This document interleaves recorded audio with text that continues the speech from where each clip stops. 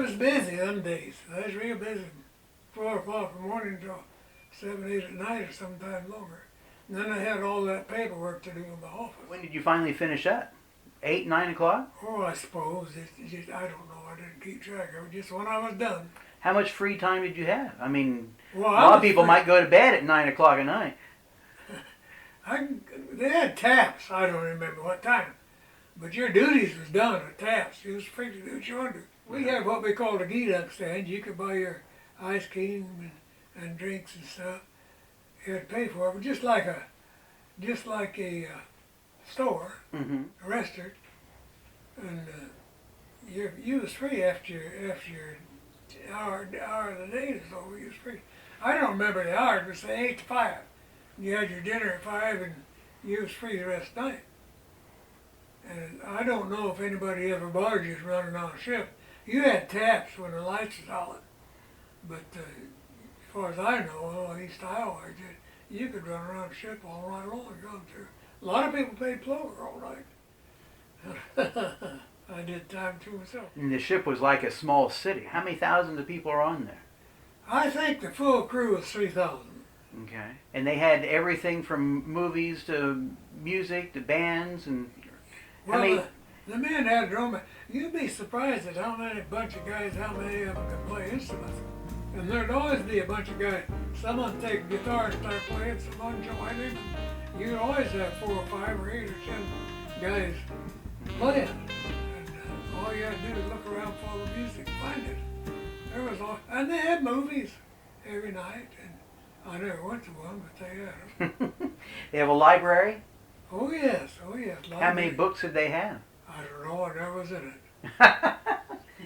What did you often do? I mean, you mentioned you mentioned visit. poker. Did you play a lot of games like that? Yeah, played a lot of poker, and of course, that was not legal if you played for money. You couldn't do that. And the guys that come to the storeroom, where that was private, we had keys, and we get down there and get to play poker. One night, the division officer come walking in on us. We had chips. And he come by and looked. There was about 6 or 8 of us playing poker. Pretty good game.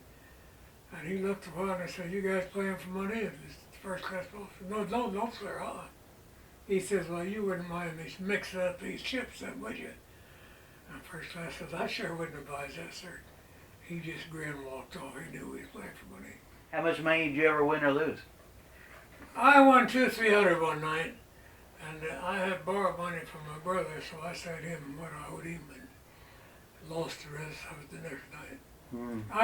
I'd win and lose. I don't think I ever made much money to keep. What did you do with your salary? Did you send a lot of it home or in storage? Money, or I had, savings? yeah, I told you Dad was an alcoholic. I come home on leave. Mom was a griper.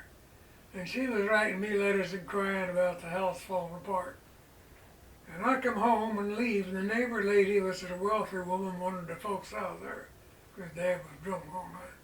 And she gave a good price for that house that was falling apart. And Mom and I bought a new place, brand new, just built. And I made the payments. She made down payment, and I made the payments. At that time, where were Grandma and Grandpa living? Belleville, they Belleville? lived right in that house. Okay. I don't know why Mom put up with Dad, but he'd go home and get out and leave in the morning. He'd never come back till staggering back late hours of night and he'd get something to eat and go to bed. He was he was working at a power plant with this guy and he was a drunk too. And they were just drinking all day long. How much leave time did you have on a year? 30 days a year. You usually, how often did you get to come home? Well, you could apply for leave every one to. I never took only about 10 or 15 days, about 15 days at a time. And I come home about once a year. What was inspection like? Well, aboard ship, they call quarters. You all line up at your designated place, and all your dress clothes and everything, clean shaved, and you stand there in formation, and a captain or something would walk by and look at you. Now, was this at the storeroom or were you on top deck? It was on top deck, right there. And what I did, I got in a poker game, won some money one night, and I bought a complete outfit. Shoes, hat, uniform, dress uniform, and all. A dress uniform, inspection uniform in the Navy looks like the devil. So I got all of that new, so I didn't have to worry about it. When they call a surprise inspection, I just go shave, change clothes, and go. And they picked me as number one man on ship 2 or 3 times in a row. Captain did. And I got a lot of razzle, but I got a 30-day leave all at one too.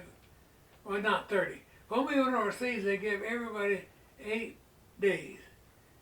And I told her, and I was being honest, not bluffing, but I told the division officer I don't want it. By the time I get home, it's when I turn around and come back. So if I can't have 15 days, don't want any. You can't have 15 days. It's when I don't want any. It ain't bothering me. I don't need to go. He called me up last minute and you got 15 days, go. I think he even loaned me money to go. You told me that story so many times. It just seems like such an obvious thing to do. Why didn't a lot of guys do that? Have that spare uniform ready?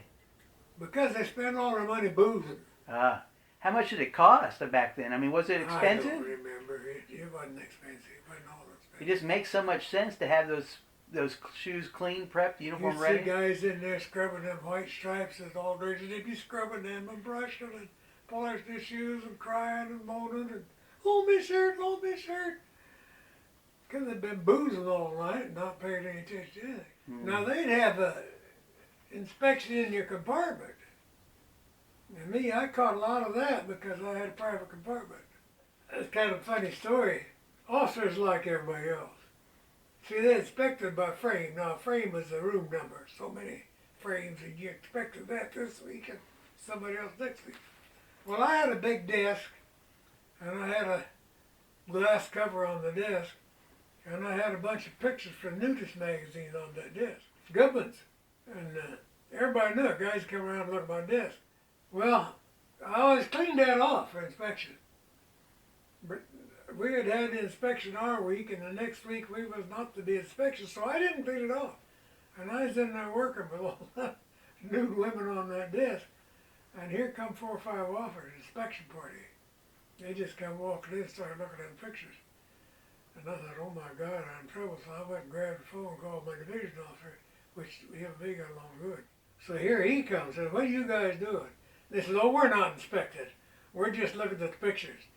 So we inspected here last week. So the word got around about the pictures. They come in there and looked at them. And, but they didn't tell me that. Was that common back then?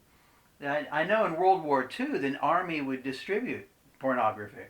We did. That wasn't pornography. That was art. It was out of a photographic magazine. It wasn't pornography. It was just plain art. And yeah, it was common. Yeah, very common. Boys always looked for girls. Yeah. But I don't know if any pornography. I never ran into that in the Navy. It wasn't all that popular then. How often was Antietam in port, and how often was it at sea? Well, we was at sea with the task force, and I don't remember how it was, 30 to 90 days at a time. And refuel at sea, and then we go into Japan. Then when we come home, we went to Hawaii. What was Pearl like? Pearl Harbor? How was it totally rebuilt from the war by then? Or? Oh yeah, I didn't see any damage there. The battleship, what is that? The Oklahoma? The one that was a museum yet. Yeah. It's still there, but it was the superstructure without a water at that time. It's all gone now down low. And then we went up to Alameda, California. That's where we stayed. And then we took this, then they offloaded the plane and offloaded ammunition. And then we took a ship around through the canal to Brooklyn Shipyard, and they put a new flight deck on it, a new style flight deck up. Launched planes forward, launched planes off side, all at the same time, and that was a new thing. Then we went back around to, well, I didn't, because I got discharged. I got out early. In fact, I got extended a year, and when we were in New York, they kept that ship there, and they put the crew on another mothball carrier, I went back around to Birmingham, Washington, I think. But I got a chance to get off about 30 days early.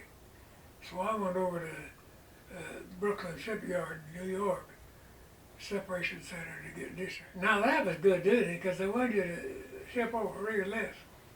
And they fed you like kings. You didn't do a darn thing but eat. And I had duty one night guarding the ladies' bowling lanes where they didn't get on their shoes. A whole bunch of good-looking single girls, and I was the guard. Now, that ain't bad duty. But that's where I got discharged. What year was that? Probably 52, Mm. I'm guessing. About 52.